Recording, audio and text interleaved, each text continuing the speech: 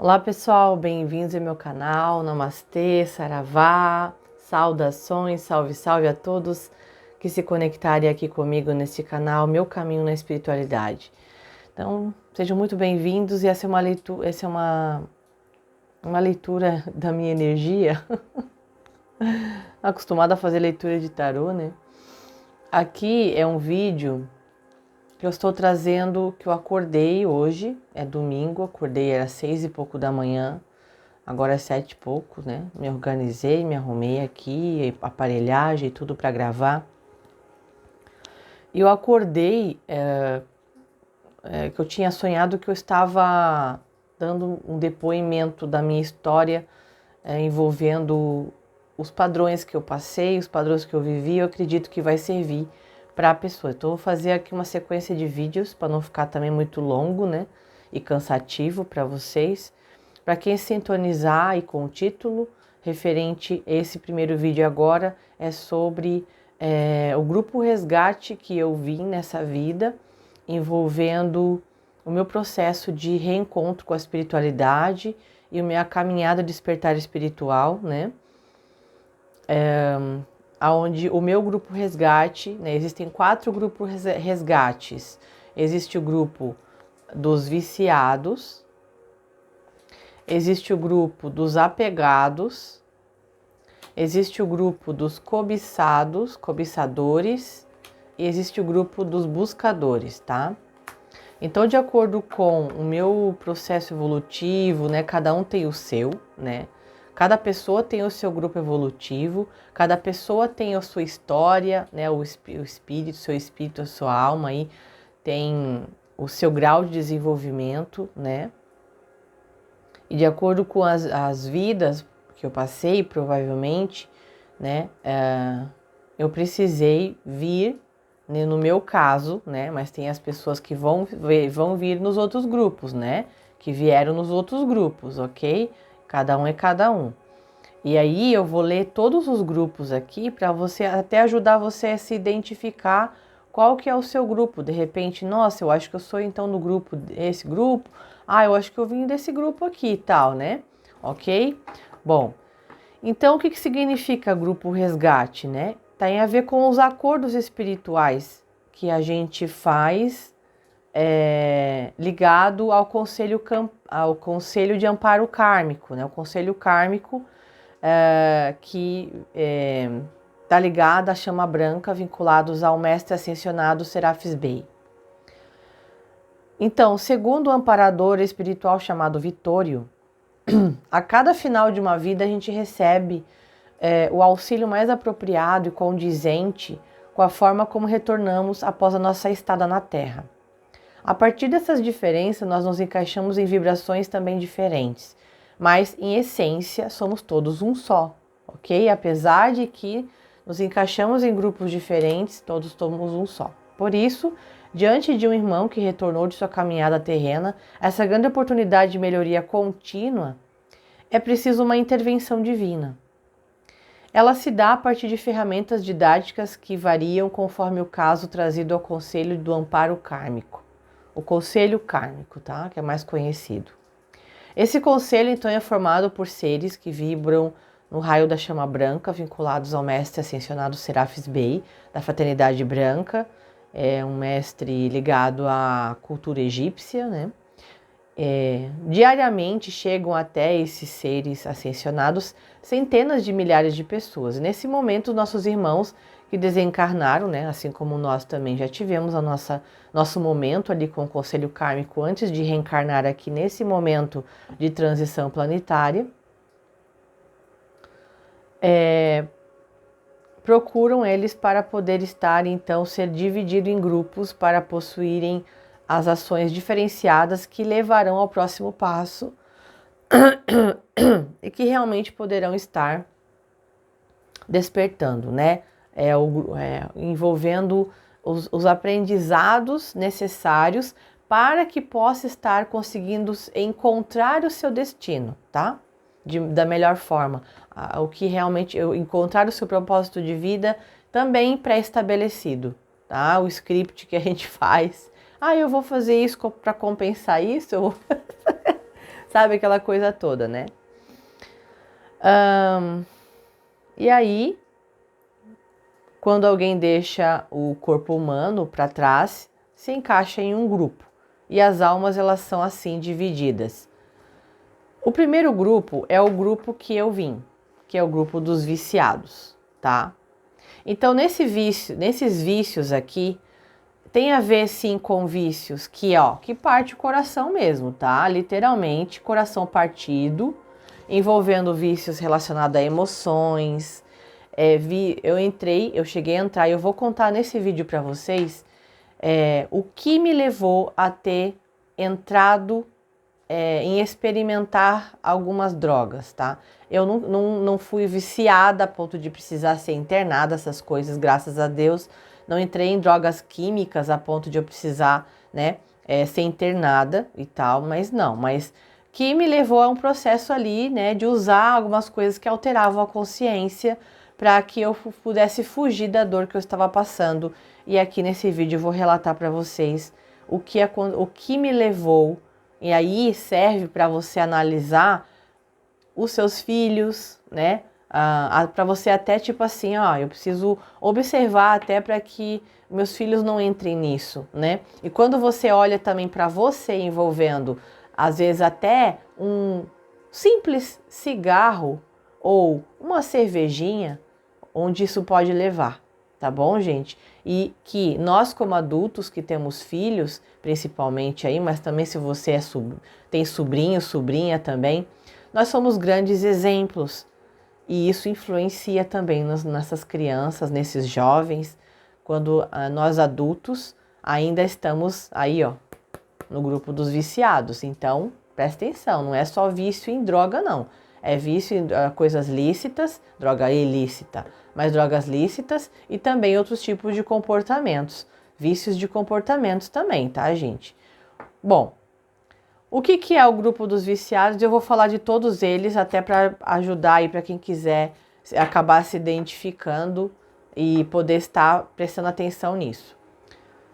O grupo dos viciados é ser ou estar rodeado de pessoas que possuem ligação muito forte com comida, álcool, drogas, sexo, ganância, poder, materialismo, vitimismo, reclamação e tendências suicidas. Esse grupo possui um grande aprendizado relacionado ao amor incondicional. E no outro vídeo eu vou contar para vocês a minha experiência em ter conhecido o amor incondicional, que me curou.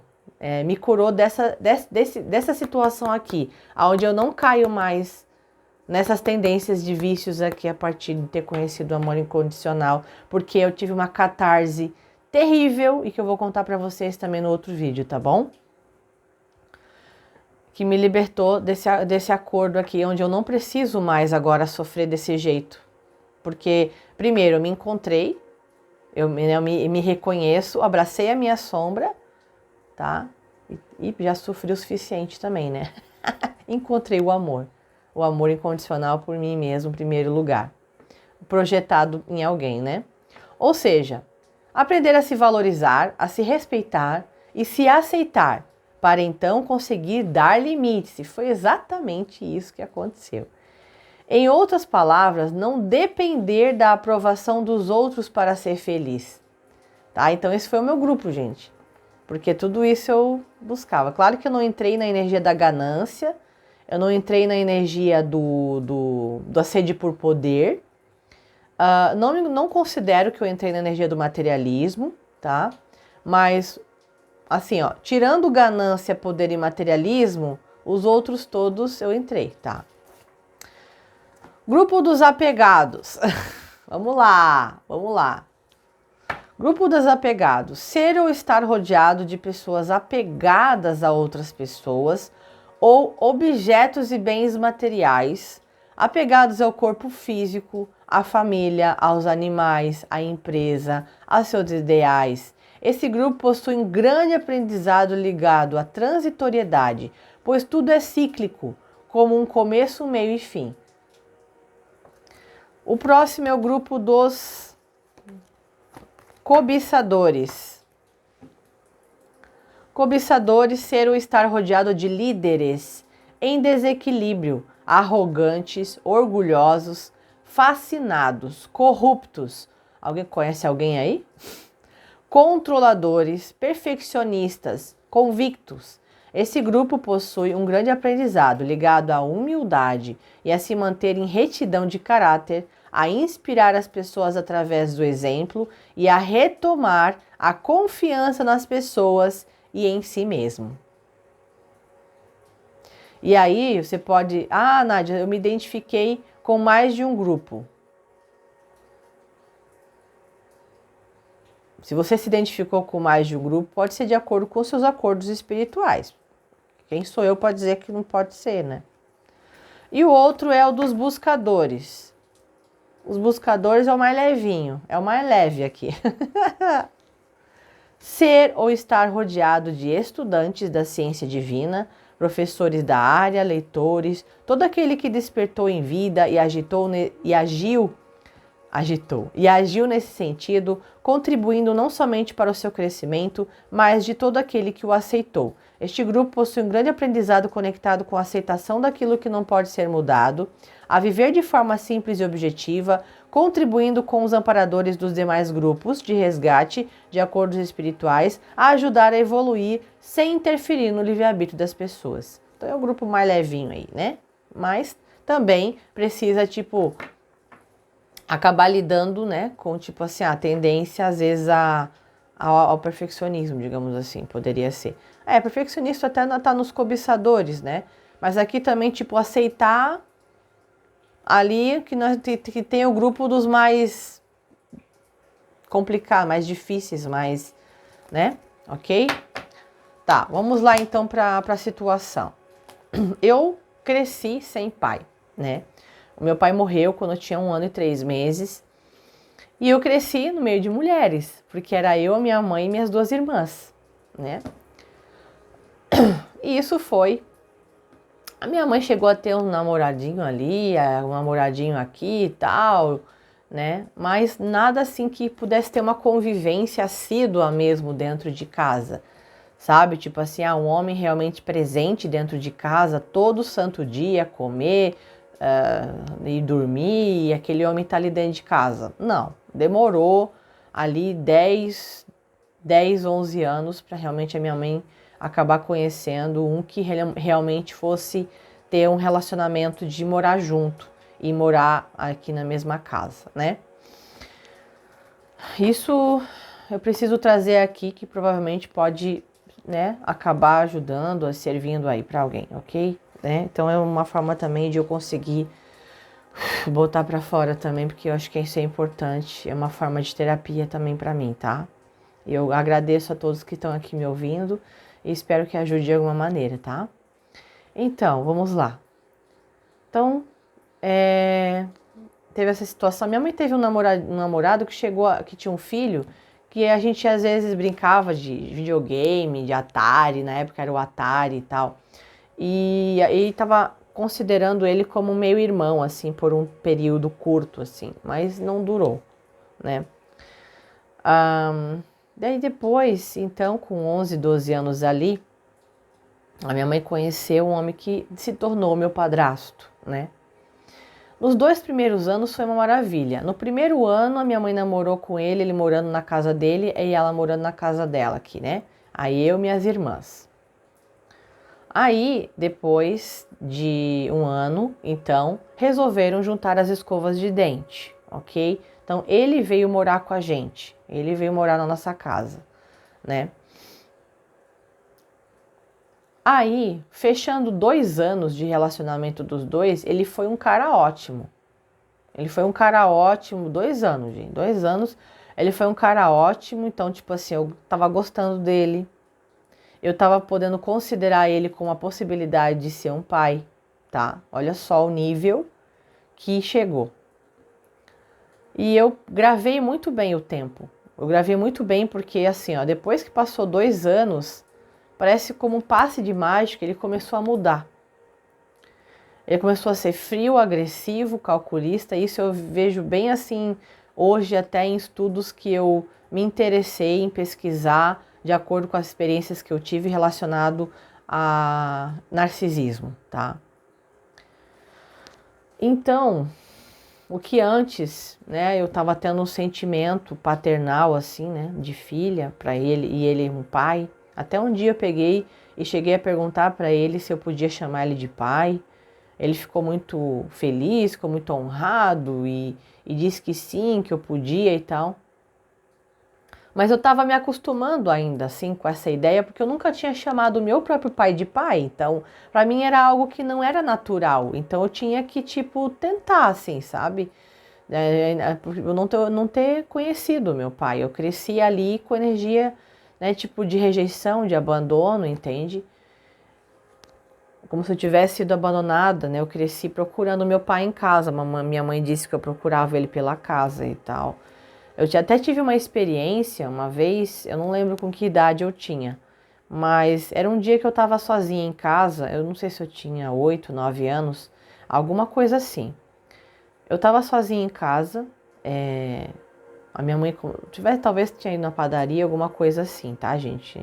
A minha mãe não me deixava assim sozinha, mas a minha irmã do meio, ela cuidava de mim, a mais velha trabalhava no comércio que a minha mãe tinha, trabalhavam elas. E a minha irmã do meio cuidava de mim, passava mais tempo comigo.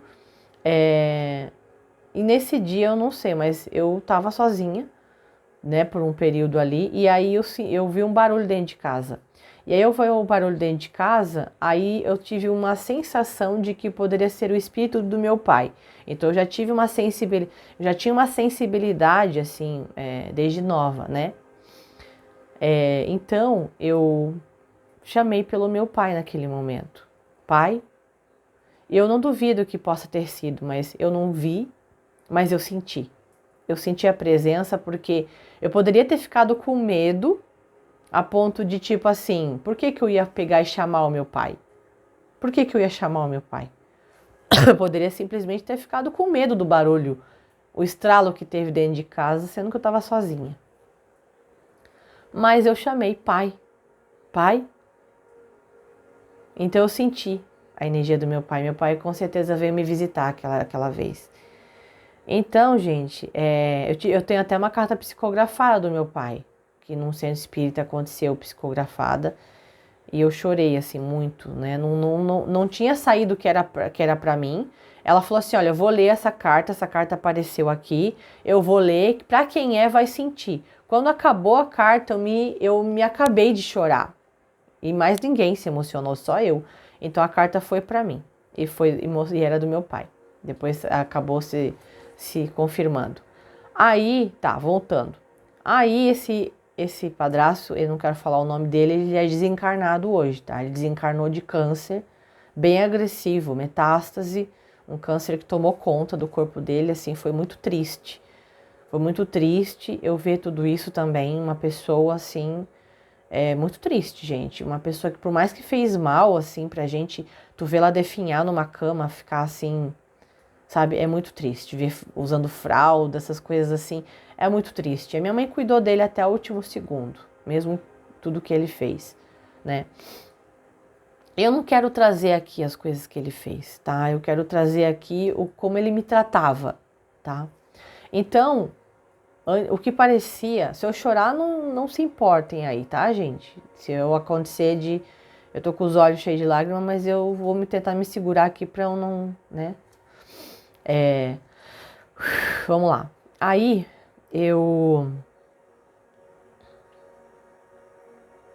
tava querendo chamar ele de pai, aquela coisa toda. Ele já tava trabalhando já no comércio com a minha mãe. Ele tava tomando conta da papelaria, na época era uma papelaria com revistaria, livros, tudo. Tinha material escolar, revista, livro, sorvete, salgadinho, e tudo mais, né? Xerox, né? Batia muito xerox colorido e tudo também. Tinha tudo. Era bem completo, assim, né? Bem conhecido aqui na cidade. E aí, ele começou a assumir, começou a tomar conta, assim, do comércio da minha mãe, sabe? Começou a tomar frente, assim, invadindo mesmo, assim, mas com o consentimento dela, claro, que ele estava ajudando, mas acabou tomando conta de tudo, que ela não sabia mais nem senha de cartão de banco. Ela perdeu tudo, assim, A administração passou tudo para ele. Ele ficou. Então ele fez e ele brincou, ele né, se aproveitou, fez um monte de coisa, né? Se aproveitou, né? Fazia ela assinar coisas assim de dinheiros que ela nunca soube para onde foi esse dinheiro, sabe? Aí começou a ser maltratada, eu comecei a ser maltratada, a minha mãe também, tá? Ele nunca chegou a efetivamente bater na gente, mas ele ameaçou algumas vezes e ele tinha uma arma, tá? Então foi muito agressivo, foi muito punk, assim. Então, tipo assim, se eu usava um brinco de pena, ele já começava a me chamar de maloqueira, que eu era maloqueira, que eu era drogada. E isso eu tinha 13 anos, gente, eu nunca tinha conhecido nada, tá? 12, 13 anos ali, eu nunca tinha conhecido nada. Nunca tinha fumado, nunca tinha bebido, nunca tinha nada. A minha mãe era fumante, ele fumava e bebia, as minhas irmãs também. A minha irmã do meio tinha escondido no armário dela, a minha irmã mais velha fumava declarado, né? Então tinha sempre vinho, cerveja, vodka, tudo sempre tinha dentro de casa, licor, sempre tinha bebida dentro de casa. Então eu digo para vocês, quando tem dentro de casa, é mais fácil os jovens, os adolescentes, as crianças terem esse acesso. Terem o acesso. Se eu vejo minha mãe e meu pai fumar, minhas irmãs, eu vou achar que aquilo ali é normal. Então eu na minha pré-adolescência ali, né, claro que eu não gostava, mas começou um processo de eu querer buscar uma fuga, porque ele começou a fazer essas pequenas doses de veneno, falando, a me chama de maloqueira por causa do brinco de pena. Quando eu assim, eles estavam conversando e eu chegava, ele falava, sai daqui porque a conversa não chegou no galinheiro, sai daqui porque a conversa não chegou no chiqueiro. Então, e aí você me pergunta, né? E a tua mãe fazia o quê? Ficava em cima do muro, gente. Ficava em cima do muro, porque eu repeti o padrão tóxico da minha mãe. No fim das contas, depois eu acabei vivendo situações que eu repeti o padrão tóxico da minha mãe, porque a minha mãe daí, né, no meu pai, eu fiquei sabendo que meu pai era abusivo, no fim das contas, que ele traía ela, que ele já tinha batido nela, e ela foi omissa. E ela não conseguiu sair do casamento com meu pai, até porque tinha o comércio, tinha várias coisas e tinha 3 filhas. Ele descobriu, ele viu foto de amante. A minha mãe sofreu muito, tá? Tanto que ela até assim demorou, ela demorou pra poder assim conhecer um novo alguém e tal. E assim, mas demorou 10, 11 anos ali também para ela poder estar trazendo uma outra pessoa dentro de casa, né? Então, tipo, é um bom tempo, né? E ela tentou ser feliz no amor, né, gente? Só que acabou repetindo o mesmo ciclo. Isso aqui ele foi assim, não chegou a bater, mas ele deu uma vez um soco na parede do lado dela. E quando ele tinha raiva, às vezes ele batia em cima da mesa para extravasar a raiva, ou dava soco na parede. Uma vez ele deu um soco na parede do lado da minha mãe. Eu não vi, ela me contou, né? E ela tinha medo dele por causa da arma. Ele tinha uma 38 e ele guardava, que a gente tinha antes um cofre, e ele guardava dentro do cofre. Esse cofre também guardava documentos, mas na época também, né, tinha outras coisas, mas era mais para documentos, assim, que ela guardava dentro desse cofre. Hoje em dia não tem mais, ela vendeu esse cofre. Aí tá. Nisso, eu comecei a ficar, tipo, muito mal. Eu comecei a me isolar, eu ficava, até nesse ambiente que eu tô aqui nesse momento, era o meu antigo quarto. Então, eu ficava nesse quarto, e eu me refugiava nas músicas, né? Eu sempre fui muito de música, desde nova, eu sempre fui muito de música. A música, ela era um refúgio para mim, sabe? Só que chegou um momento que não foi suficiente. Com 14 anos eu quis experimentar o cigarro escondido e eu peguei do armário da minha irmã, que eu sabia, da minha irmã do meio, ela tinha cigarrilha, ela tinha, né? A minha irmã mais velha tinha cigarro, então eu experimentei. E aí eu comecei a fumar escondido. A minha mãe descobriu cheirando a minha mão. Aí eu apanhei. Mas é aquela coisa, né, gente? O adulto, às vezes, ele não quer admitir que o erro tá nele. Por que que eu experimentei? Porque tinha dentro de casa. E também acabou, né, gerando os gatilhos que me fizeram, né, querer experimentar aquilo que, querendo ou não, mesmo que o cigarro, porque o cigarro tem mais de 4.000 substâncias tóxicas, tá? A gente vendia lá cigarro no comércio, né? Então sempre tem aquele desenho bem podre, assim, que a pessoa, tipo, ela fuma, mas ela tá com aquele desenho daquele câncer ali no pulmão, ela tá com aquele desenho daquele aborto ali causado pelo cigarro, e a pessoa fuma, ela não tá nem aí, né, gente? Ok, então assim, ó, esse meu padrasto, ele fumava muito, depois chegou a fumar até cachimbo, mas ele fumava muito cigarro há muitos anos, tanto que deu câncer, que tomou conta e ele morreu disso. Graças a Deus a minha mãe depois ela parou, né? Ok, mas a minha mãe fumava socialmente, ela não era aquela coisa de ficar um atrás do outro, de fumar muito assim. Esse meu padrasto, ele fumava 2 carteiras de Hollywood por dia. E a minha mãe era um charme, era de vez em quando só, sabe? Aí, mas de qualquer maneira, estava presente ali em casa, estava presente então comecei a usar fumar escondido. Aí quando a minha mãe descobriu, tá, né, apanhei e tal, e aí eu não usei mais. Quando eu fui crescendo, né, chegando ali nos 18, eu já tava daí com uma turminha. Eu tava começando a sair, tava saindo à noite. Ah, sem contar que eu saía à noite, pulava a janela para poder sair à noite escondido também. Também comecei a fazer esse tipo de fuga, comecei a beber cerveja. Tá entendendo que é tudo uma fuga? Tá entendendo que tudo é um fugir da dor? Entendendo que tudo é um fugir da realidade que eu tava vivendo? Que estava acontecendo aquele medo que começou a gerar daquele homem dentro de casa? Que eu um dia cogitei a possibilidade de chamar ele de pai? Pois é. Então, aí, gente, para não estender muito esse vídeo, eu vou dizer para vocês, tá? Eu comecei a beber muito, então eu saí à noite, final de semana, até aí conheci um namoradinho da escola, conheci um rapaz da escola, da minha sala.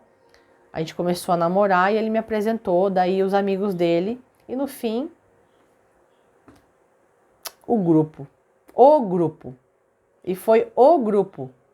Que daí eu experimentei maconha e outras coisas, que não foi coisas químicas como cocaína, essas coisas, não, tá, gente?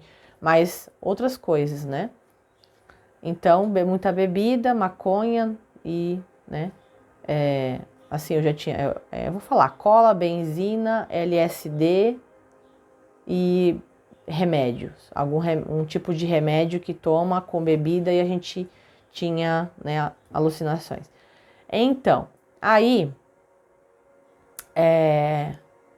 esse grupinho era o meu refúgio. Então, não via a hora de chegar final de semana e eu saía. E aí eu só bebia e fumava quando eu saía. Porque durante a semana toda eu não podia fazer isso, né? Era proibida. Minha mãe não deixava e tal. E ficava em cima de mim. Então, aí quando saía final de semana, pronto. Aí eu extravasava, né? E aí começou a minha decadência. Começou a minha decadência, esse namoradinho também, né? A mesma turma. E aí vai acampar e tal, e vai em festival de rock, né? Na época, River Rock, Bob Rock, Stock, e vai aqui na região e vai nesses festival e tal. Então era uma forma então de eu fugir daquela dor. Então, para mim era um terror eu chegar em casa, sabe? Eu não gostava, não queria chegar, eu não queria voltar para casa, sabe? Tanto que eu não contei para vocês, mas com 17 anos eu tive um namoradinho em que eu cheguei a arrumar minhas roupas para fugir de casa. Eu cheguei a fazer isso, gente. Não deu certo porque a minha mãe descobriu. E olha só como Deus é perfeito. Se eu tivesse feito aquilo, não sei onde é que eu estaria, né? Eu tinha juntado um saco, umas mochilas, atrás de uma mesa de churrasco lá fora. E aí a tampa da mesa e os cavaletes. Eu deixei o saco atrás. Antes, eu ia sair, aquilo lá, bum, pá, caiu no chão. Aquilo caiu no chão e aparecia tudo as minhas malas. Quando a minha mãe viu aquilo, ela falou, o que que é isso? Foi mais uma surra que eu levei. Ai, meu Deus, hoje eu dou risada, mas naquela época eu tava sofrendo demais, cara. E eu não parava para perguntar para minha mãe, mãe, por que que você não faz alguma coisa? E eu sofria duplamente, né? Porque a minha mãe não me defendia e ele podia falar o que ele quisesse. A minha mãe tinha medo também, né?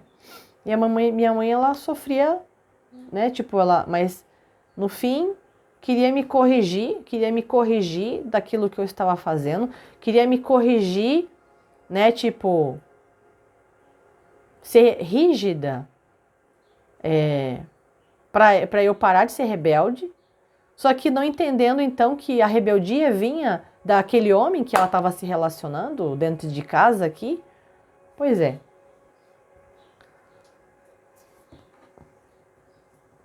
E aí a coisa foi, e aí chegou um período ali então que ele começou a ter sintomas e diagnosticou o câncer, né? Então eu com 23 anos, 23 anos. Eu tinha 23 anos, então, acho que é 22 para 23, foi em 28 de fevereiro de 2007. Tá? Eu tinha, então, 22 para 23 anos, quando ele desencarnou. E assim, quando ele desencarnou, eu tive muita compaixão, assim, sabe? Porque eu vi ele não conseguia nem tomar água, porque o tumor tomou conta de tudo, sabe? É muito triste.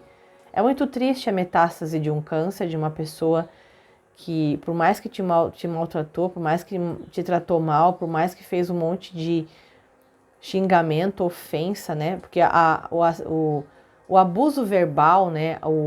A violência a psicológica, gente, às vezes ela é pior do que a física.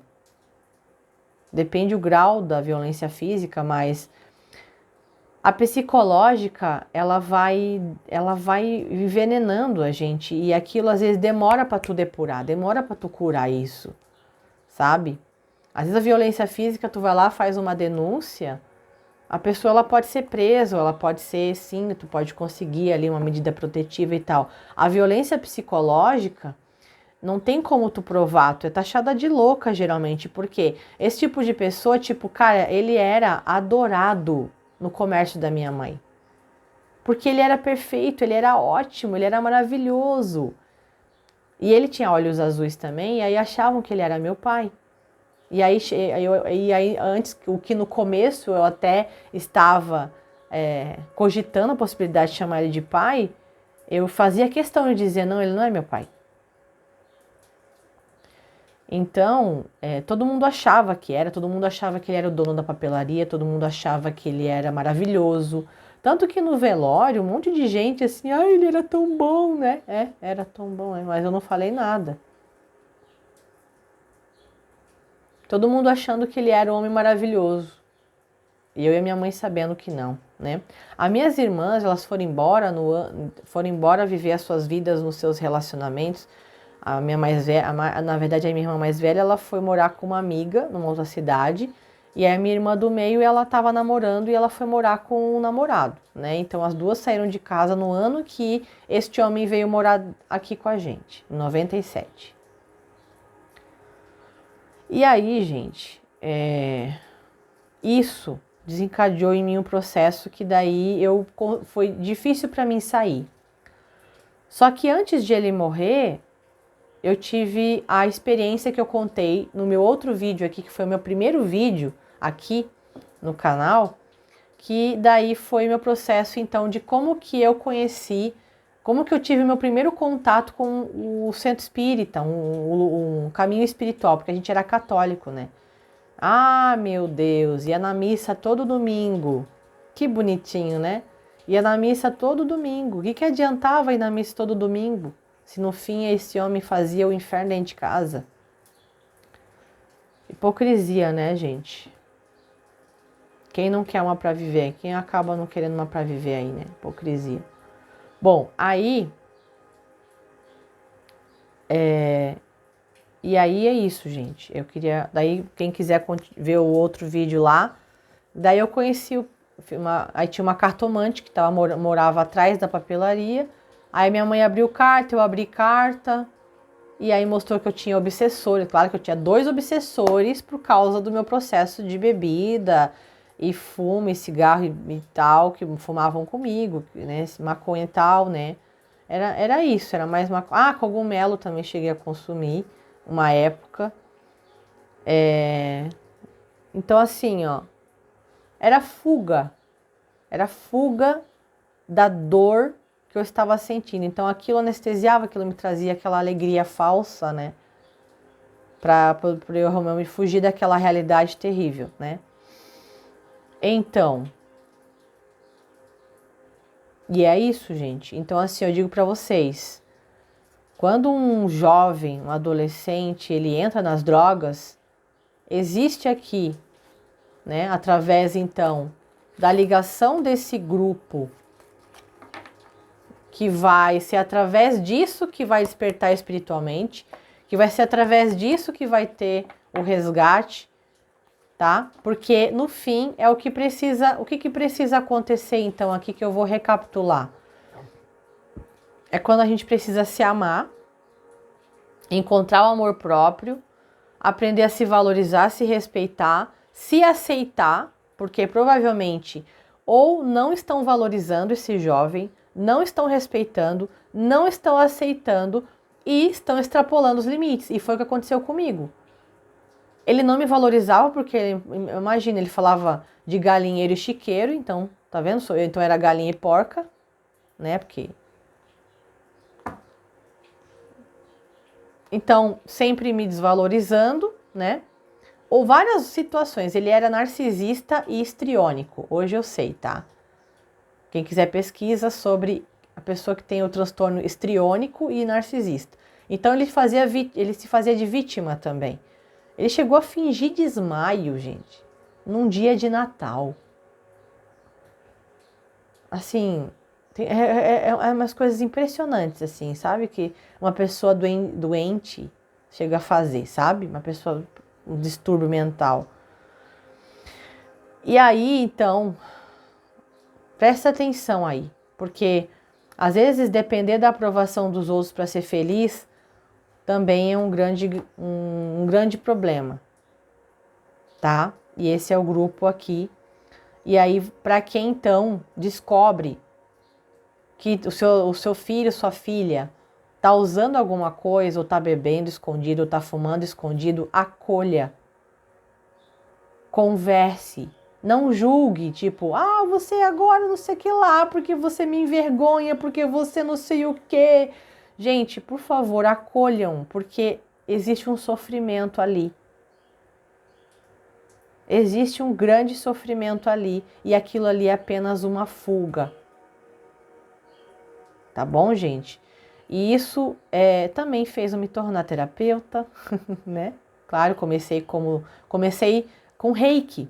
Eu comecei com Reiki, fazendo o primeiro nível de Reiki. Hoje eu tenho mestrado em Reiki, mestrado em cura arcturiana, também aplicava cone hindu ou cone chinês.